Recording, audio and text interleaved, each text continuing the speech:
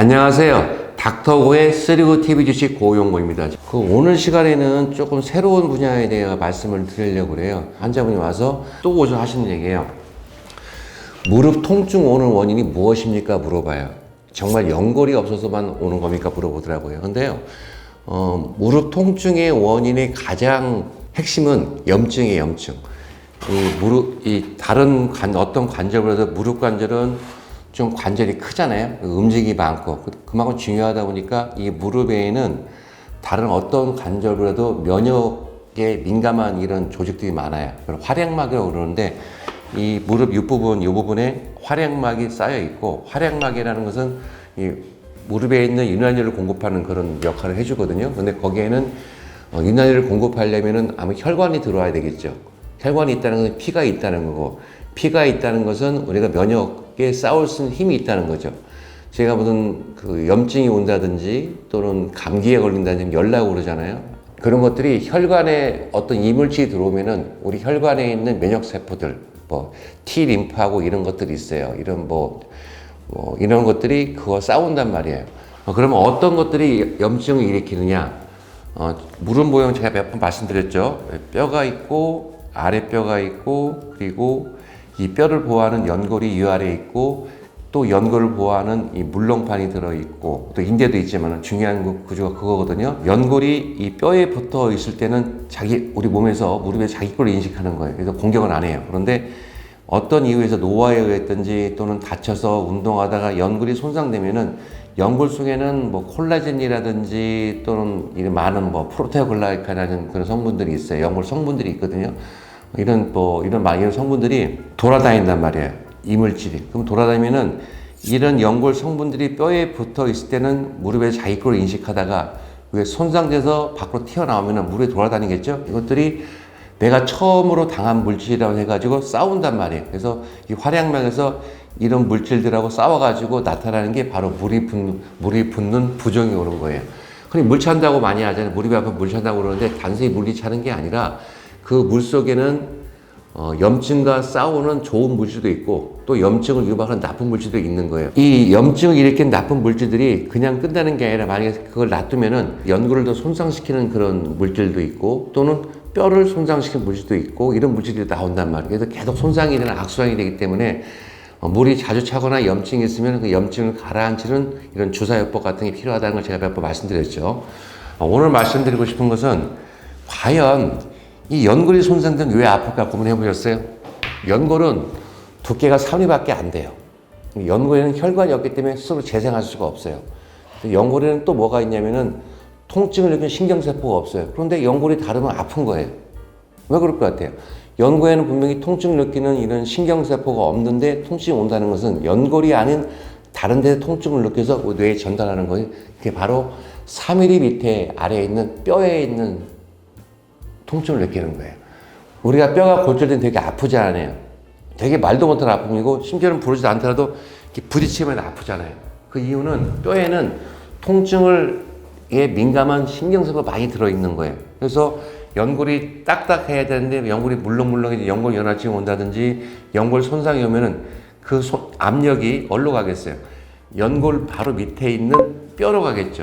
그러면 뼈에서 압력을 받게 되겠죠. 그러면 아무래도 압력이 올라가면은 뼈에서 통증을 느끼는 신경세포들이 통증을 느끼는 거예요. 그래서 관절염에서 통증을 느끼는 것은 연골이 없어서가 1차 원인이에요. 그러면 쉽게 설명되죠. 그러면 결국은 뼈에 문제가 있으면 어떻게 될 것 같아요? 되게 아플 것 같지 않아요? 그래서 제가 오늘 뼈 얘기를 하려는 거예요. 한 7년 전에, 10년 전에부터 연골 밑에 뼈를 연골하기 시작한 거예요. 뭐냐면은 연골이 손상돼서 연골 재생을 한 거예요. 연골 재생 요즘 줄기세포도 하고 여러 가지 많이 하잖아요. 제대를 이용해서 줄기세포 치료도 하기도 하고 또는 이런 뼈에다 구멍을 내서 또 연골 재생하기도 하고 콜라겐을 쓰기도 하고 여러 방법들이 있는데 그런데 문제는 연골이 손상돼서 연골을 재생했는데 계속 통증이 남아있는 거예요. 심지어는 더 심하게 아픈 사람들이 있어요. 그래서 연골을 한 거예요. 연골 재생을 하고 나중에 MRI를 찍었더니 연골은 생겨 있는데 계속 아픈 거예요. 그러면 이상하잖아요. 내가 통증 원인이 연골인 줄 알았더니 연골을 만들어서 계속 아픈 거예요. 자세히 봤더니 연골은 생겼는데 연골 밑에 있는 뼈가 다 푸석푸석 괴사가 되고 썩어 있는 거예요. 뼈가 부어 있고.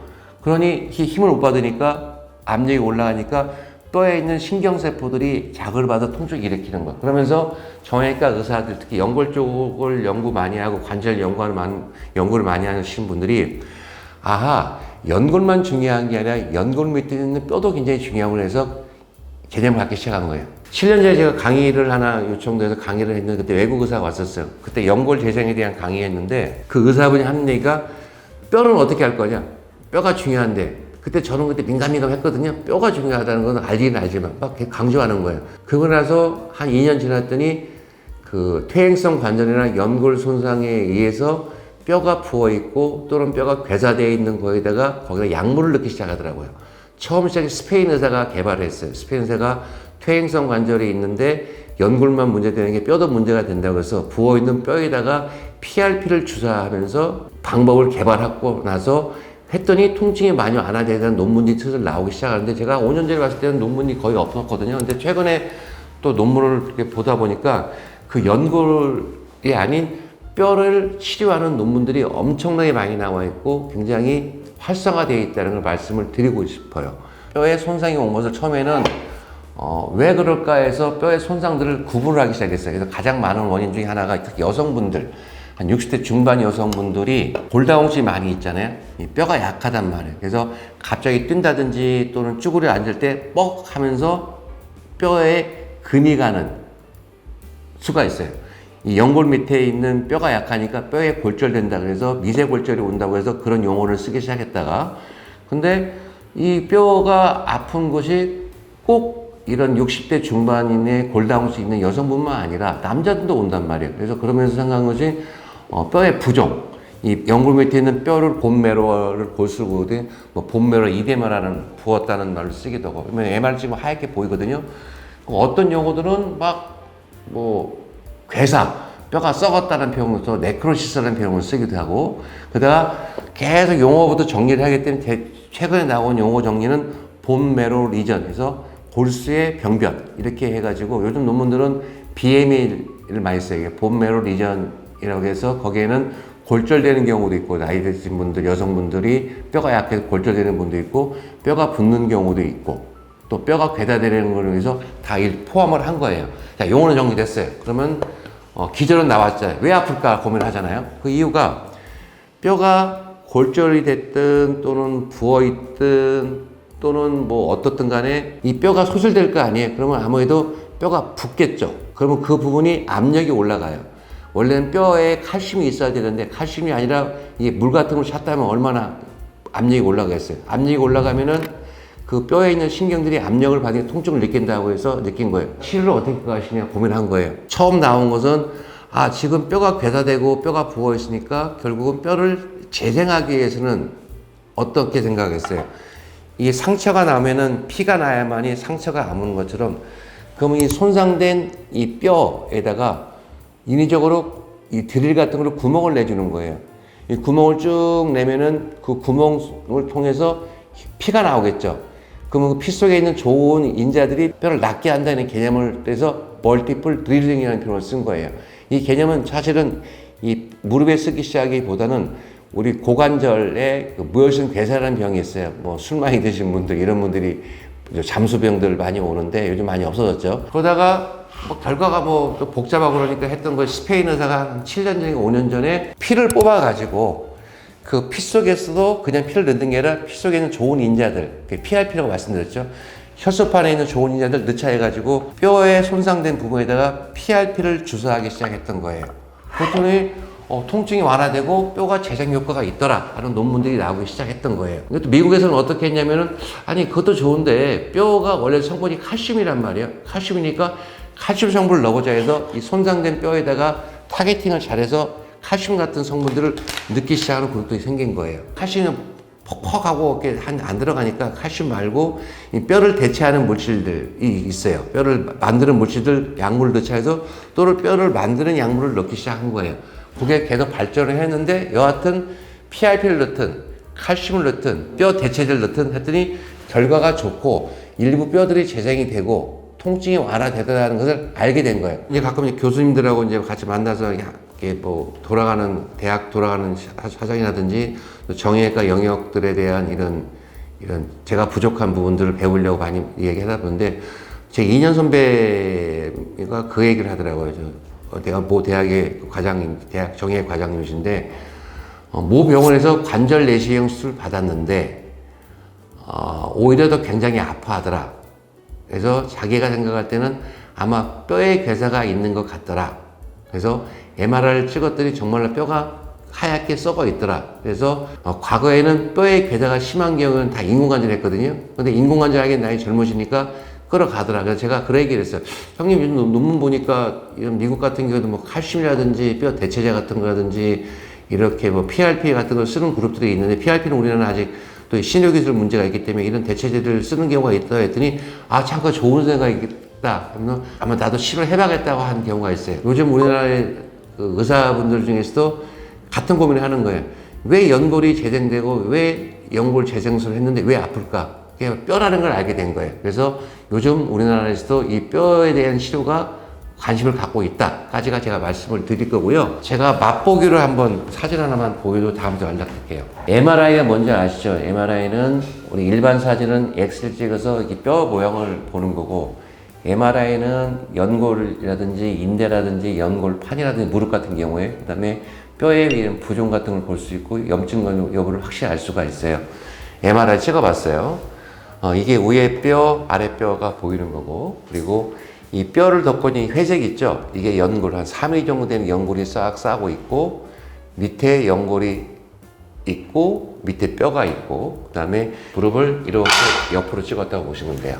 똑같죠? 이 하얀 것은 물이라고 표현을 많이 했는데, 물이라기보다는 염증을 보시면 돼요. 이 MRI 찍어서 또는 물을 부어서 염증이 있다는 것은 뭔지 모르지만 무릎에 무슨 문제가 있다고 의심을 할 수가 있고 한두 번 차는 문제가 안 되지만 문제가 있거든요. 우리가 MRI 찍으면 뼈는 영상에 따라서 이렇게 검게 보여야 정상이에요. 하얗게 보이는 것은 물이 있다는 뜻이에요. 이 하얀 이런 색깔의 물이 여기서 보이고 있죠. 위에 뼈는 검게 보여야 되는데 이렇게 하얗게 보여서 여기에 물이 있다. 그래서 이것을 이 뼈의 부종이라고 얘기도 하고 부었으니까 부종 또는 뼈의 괴사라고 표현도 한다고 했죠. 그걸 통일해서 요즘은 골수의 병변을 표현한다고 했죠. 근데 이걸 왜 갖고 왔냐면 이분이 2년 전에 이렇게 저한테 오셨었어요. 그래서 제가 그 당시에 저도 뼈에 대한 힘이 별로 없어서 뭐 연골 상태는 괜찮으니까 약간 연골이 있으니까 조금 지켜보시고 약물도 먹자고 보냈던 분이에요. 근데 이분이 얼마 전에 다시 오셨는데 이 당시에 여기 하얗게 보이죠? 이건 무릎을 이렇게 앞에 찍은 거예요. 무릎 안쪽 부분이 하얗게 보이는 부분이 있었어요. 2년 만에 더 아프다고 오신 거예요. 그랬는데 보세요. 염증 그대로 남아있는데 그 부어있던 뼈가 어때요? 여기도 진행이 됐죠. 뼈가 부어있든지 뼈가 괴사된 건 그냥 놔두면은 이것도 진행이 돼요. 골든타임 말씀드리죠. 너무 아프다고 해가지고 방법이 없냐고 오신 거예요. 대학병원에 갔더니 그때 50대 중반인데 인공관절을 권유받아가지고 실망해가지고 저한테 오셨는데 과거에는 이 뼈 괴사 방법은 다 인공관절밖에 답이 없으니 요즘은 그렇게는 잘 안 해요. 젊으신 분들은 뼈도 살려보려고 하거든요. 손상된 부분 심해졌죠. 여기다가 이 뼈를 대체하는 이런 약물들을 투입받던 환자예요. 자, 또 사례 하나 갖고 왔습니다. 이 무릎을 앞에서 찍은 MRI 사진인데 이 무릎의 위에 뼈, 아래 뼈 그리고 이 회색이 연골인데 이 바깥쪽 부분은 연골이 있어요, 없어요? 있죠. 근데 여기는 연골이 없죠. 저도 과거에는 이런 분 MR 찍으면은 연골이 없기 때문에 연골 뭐 재생 수술을 하다든지 뭐 부분 치환술 하든 이런 얘기를 많이 했었거든요. 이분이 49이세요. 근데 인공관절이 젊잖아요. 그래서 자꾸 물어봤더니 어디가 아프세요? 했더니 이분이 말씀하시는 게 요 부분이 아프다는 거예요. 요 부분. 여기가 아니고 요 부분. 요 부분이 어디냐면은 바로 요 부분인 거예요. 뼈가 검게 보여야 되는데 여기가 하얗게 지금 부어 있고 다른 뼈는 뼈가 이렇게 괴사됐다. 부어서 하는 거예요. 이 무릎 전반적인 이 연골이 없지만은 그런 통증보다는 여기가 많이 아프다고 말씀드린 거예요. 상해에서 나이가 49밖에 안 되시기 때문에 이런 방법들이 지금 많이 하는데 한번 치료를 해보자 해서 치료를 했던 거예요. 부어있던 뼈, 여기에다가 뼈를 대체하는 약물들을 넣은 거예요. 색깔이 어때요? 많이 좋아졌죠? 한 3개월 지났더니 이렇게 좋아졌어요. 그래서 환자분이 와서 얼마 전에 오셨는데 통증은 많이 좋아졌습니다. 그래서 자, 우리 앞으로 이제 이거 잘 관리하면서 정기적으로 이제 이런 연골 없는 부분들은 이런 약물 치료라든지 주사 치료하면서 우리 끌어갑시다. 왜? 아직 젊으시니까 했던 분이에요. 자, 이분은 또 재밌어요. 이분 같은 경우는 연세가 제 기억에 1이 넘으신 분이에요. 저희가 엑스레이는 뼈를 본다고 했잖아요. 위에 뼈, 아래 뼈, 무릎 바깥쪽, 안쪽. 이분이 한 3개월 전부터 계속 무릎이 아팠던 거예요. 그래서 뭐 동네 병원도 가보시고 또 이렇게 갔는데 다 하시는 말씀들이 이 연골 간격이 많이 떨어져 있기 때문에 관절염 2기밖에 안 되니까 일시적일 겁니다. 걱정하지 마세요. 약만 좀 드셔보세요. 연골사 맞아봐서 했던 거예요. 그런데 이분은 계속 아프신 거예요. 주로 언제 아프시냐면 계단 내려갈 때 시큰거리고 쭈그릴 때 시큰시큰거리는 느낌들, 그리고 막 이렇게 바늘로 찌르는 듯한 그런 통증, 그리고 주무실 때 통증이 와서 깨기도 한다 그러신 거예요. 그래서 제가 그러면은 한번 정밀 검사를 해봅시다 해서 딱 찍어봤더니 뼈가 검게 보여야 된다고 했죠. 여기 어때요? 이 위에 뼈 안쪽 부분에 부어있고 뼈가 이렇게 골수에 병변이 있었던 거예요. 그러니까 이게 압력이 올라갈 거 아니에요? 물 같은 거 차니까 올라가니까 이 주위에 있는 뼈에 있는 통증력의 신경세포들이 굉장히 민감하게 반응하겠죠. 그래서 되게 아팠던 거예요. 마찬가지로 그런 치료법을 설명을 드리고, 여기 보면은 하나 구멍이 뚫려 있죠. 특히 여기다가 뼈를 이렇게 대체하는 약물을 투입을 한 거예요. 한 3개월 지나서 이제 통증이 좋아졌다고 다시 MR을 찍어본 거예요. 찍어봤더니 어때요?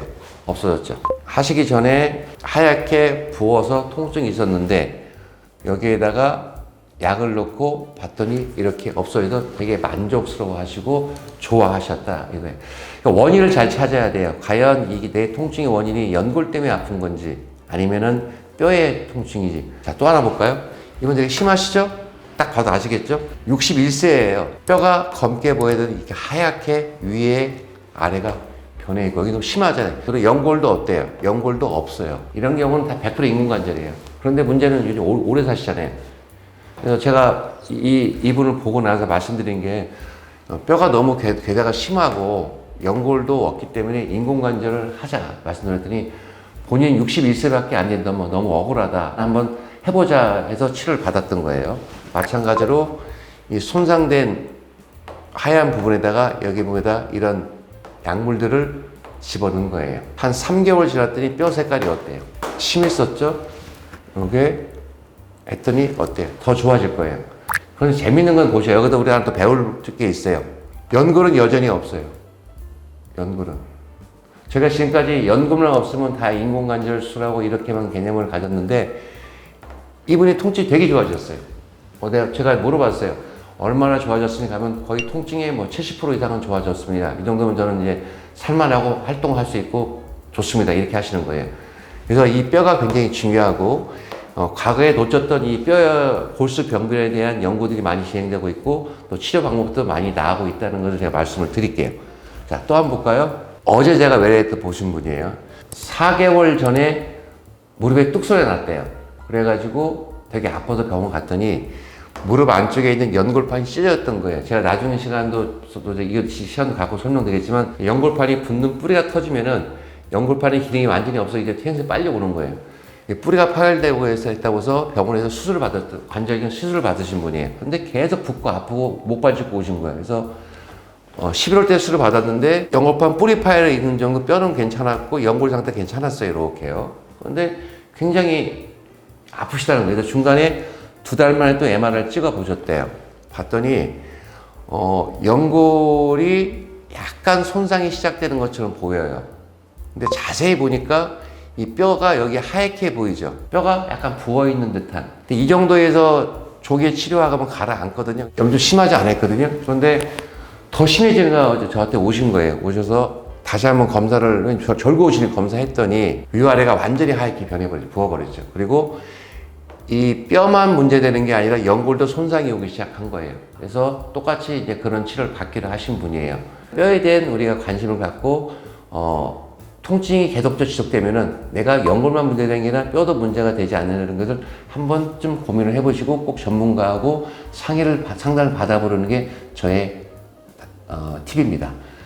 도움이 되셨습니까? 그래서 이런 식으로 여러분들이 궁금해 하시는 많은 부분들에 대해서 직접 환자를 보고 느끼는 부분들에 대해서 설명하시는 계속 갖도록 하겠습니다.